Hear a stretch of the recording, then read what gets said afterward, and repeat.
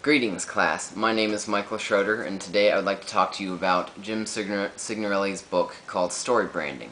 Particularly, I want to talk about Chapter 9, which is called The Inner Layer, and Essays 3 and 4. Essay 3 is called 5 Things That Marketers Can Learn from Storytellers, and Essay 4, which is called Trust Dust. Now, if you can follow along in the slideshow, I'll let you know when to change slides. So let's begin with Chapter 9, The Inner Layer. The key theme in Chapter 9 is, Signorelli starts off and he says, the key theme is to expand on the concept of the brand's inner layer and become familiar with both its function and its purpose. That, more or less, in a nutshell, is what Chapter 9 is about. But let's go and continue to delve into what he talks about. So the brand's inner layer, what is that? It's basically the brand's soul. It's really what Signorelli compares it to. And you can kind of picture an onion. Onions have layers. They're outer layers and it works inward. Actually makes me think of the funny illustration for me of the movie Shrek, where Shrek explains to Donkey that the ogres have layers. And it's kind of entertaining, but it also is actually pretty reminiscent and parallels very well with what Signorelli is talking about. Signorelli says that the outer layer of a brand is its body and behaves according to the beliefs and values that are directed by the brand's inner layer. So the inner layer acts as the core. It establishes the values, the beliefs, what's important for that brand. The external layer, the outer layer, is more or less, and we'll get to that in another chapter, but it's more or less just the ramifications of that. Yeah, the inner layer drives the outer layer is really, in a nutshell, slide. So now what makes that inner layer tick? Signorelli says that the inner layer is not a product or service or advantage or benefit. Basically, it's bigger than just a single product. Even if a company is known for one thing, one particular product, that inner layer is bigger than just any one product. The inner layer is, however, it's the why behind those features, those benefits. It's the cause of the brand. Like we talked about, it's the core reason for that brand. Signorelli also goes at length at one point in the chapter to discuss that the inner layer is not a brand's mission statement. Those are two very different things. A mission statement provides the rational purpose of the brand, and then the brand's unique value is what drives that purpose. Slide. One thing I really enjoyed that Signorelli put in this chapter that I didn't expect to find in there, but is very, very, very true, is basically not everyone is going to care about a brand's inner layer. Some consumers are going to say, what's the cheapest? What's the most affordable? I'll buy that one. Some are going to say, this one's convenient. You know, like when you're walking down a shopping aisle and you're about to check out and you have all those candy bars, it's an impulse buy. What's convenient? What's available? I'll buy that. And then some customers are just going to say, ooh, that one's shiny. I'll buy that one. You know, and they could care less about some of the other factors, what the inner brand of a company is. They wouldn't care.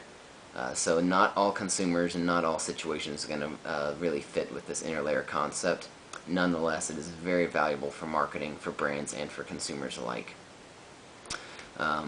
Signorelli also discusses that basically once a brand puts that proverbial stake in the ground, demonstrating what its ultimate truth is, while resonating with consumers who share that same truth, competitors can no longer copy that brand without appearing to imitate it. So a brand actually has the ability to corner a market based on its own values, because it will be different from any other competitor because of its inner layer. Slide. Signorelli also goes on to discuss how we relate to storybook heroes, whether it's in a book, you know, in a comic book, a movie, or real life, how we look up to heroes in a similar way we actually look up to brands. And he says that it's the extent and the intensity of emotional connection to a brand the extent and the intensity of emotional connection to a brand is a function of how important the value is that that brand symbolizes. So basically, in layman's terms, it's the strength of the connection between, for the heroes, you as the person and the hero that you like, or us as the consumer to the hero, so to speak, as the brand, the strength of connection between the two. Signorelli also stresses that it is value identification, not ability identification, that's at the base of any emotional connection that we have with a storybook hero or a brand for that matter as well. Also key into that is underneath every motivation is a value or belief in some idea that's important.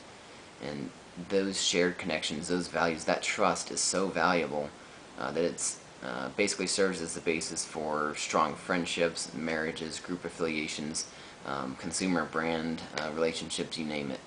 It's that important, that set of shared values and truth between two people, or company and consumer.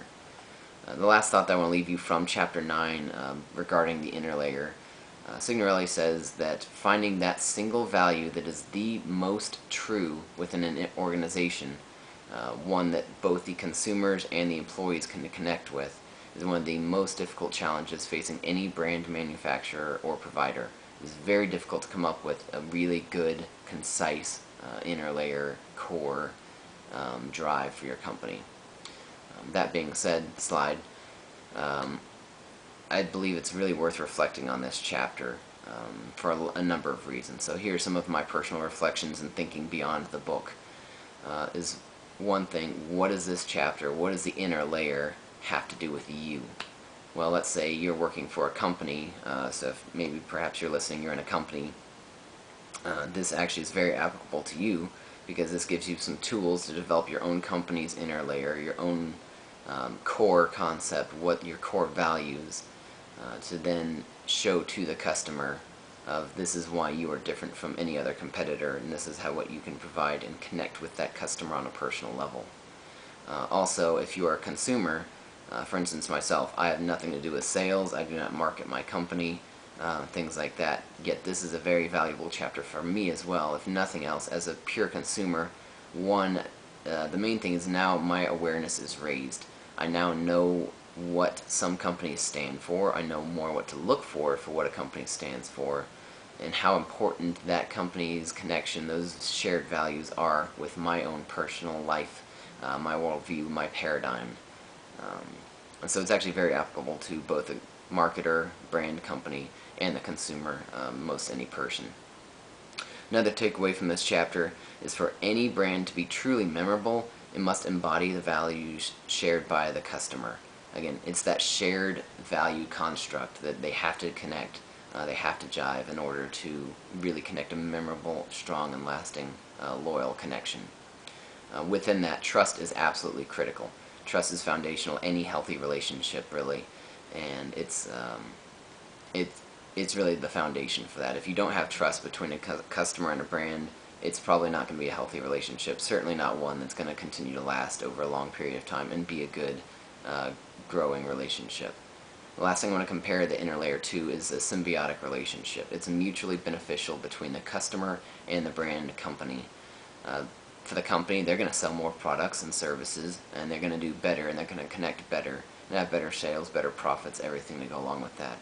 The customer also will benefit from this, because the customer will appreciate that product, that service, that company so much more, and they'll actually go out of their way to support that company. Signorelli uses the example of Apple computers, the Apple brand.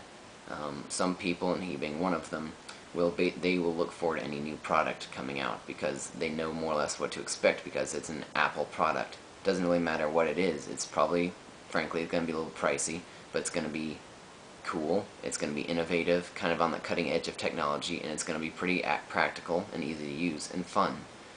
So people know what to expect with an Apple product before it even comes out. Those are really my main thoughts on Chapter 9. I did also want to cover essays 3 and 4 for you. So first, essay number 3, go ahead and hit the slide. This one is titled 5 Things That Marketers Can Learn from Storytellers. This is actually a pretty interesting essay. It was pretty short, but very interesting. Signorelli starts off by saying that stories are one of the most powerful tools in our communication arsenal. That's a bold statement, and frankly I think it's completely founded and correct. Storytelling is incredibly powerful. We'll go with his 5 points that he covered next. First one, storytellers clothe facts with big M meaning. Big M basically meaning it's inspirational. It's not surface level, it's not a cursory glance, it is something inspirational and meaningful. And the takeaway for brand marketers is that they must determine how their brand can be more inspiring in order to connect better with their customers. Number 2, to engage their audiences, storytellers leave the thinking to us as the audience. It's a very interesting thing. It's true with communication as well. As much as a company is going to try to force their opinion, force their commercial and their values on you as the customer, it is you as the customer who actually determine the meaning through your interpretation. I might interpret one company's ad as one thing. You as the listener might interpret completely different, and we have different opinions about that company. Slide. Number 3, storytellers define their themes before developing their plots. Think of the biblical, the wise man builds his house upon the rock. Basically, you find that theme first, and then you build your brand vision from that theme. The theme being, again, consistent with the inner layer. Don't center on a single product or revolution, because that has proved very ill for several companies in the past. He used the example of Midas mufflers, who used to specialize in mufflers only and replacing them, fixing them. Well, then it turns out that manufacturers discovered, hey, stainless steel lasts longer. Well, guess now what? Now Midas doesn't have much to do because there are fewer mufflers to replace, and so they had to expand their inner layer quickly to basically not go under. Number 4, storytellers don't use focus groups to determine what their point of view is. Kind of like number 2, they give the audience enough information to make an educated decision. They help guide that decision, but they do not tell the audience what to decide. But they do help guide that decision with the information they provide. Number 5, great storytellers always give us something to look forward to. Every writer has their own style, their own wording, syntax, grammar, vernacular, everything. A brand is a similar thing. A brand has kind of a unique signature of what to expect with this brand. You know, again, with Apple, is it exciting? Is it cutting edge? Is it new? Something like that. They really do a good job cornering that market. That's really it for essay number 3. Go ahead and hit slide for essay number 4 for Trust Dust. This actually was a pretty humorous little anecdotal note that just kind of made me laugh. Honestly, it's a very, very short essay. But it's very humorous. Basically, it's an ad of, I'm not kidding, there's an ad of a trust spray in a can. And basically, the idea is if you spray this can on a person, they're going to trust you. And as funny as this is, Signorelli actually manages to draw some pretty good lessons learned from it and application. The biggest one really is the takeaway that I have on the slide, that emotionally charged values and beliefs can create loyalty with the customer. I put a picture on there of a little boy jumping off of a ledge into his daddy's arms. And that's going to, frankly, that's an emotionally charged picture. Some people are going to react differently and they'll skip through the slide. Other people are going to be like, oh, that's really cute, that's really sweet.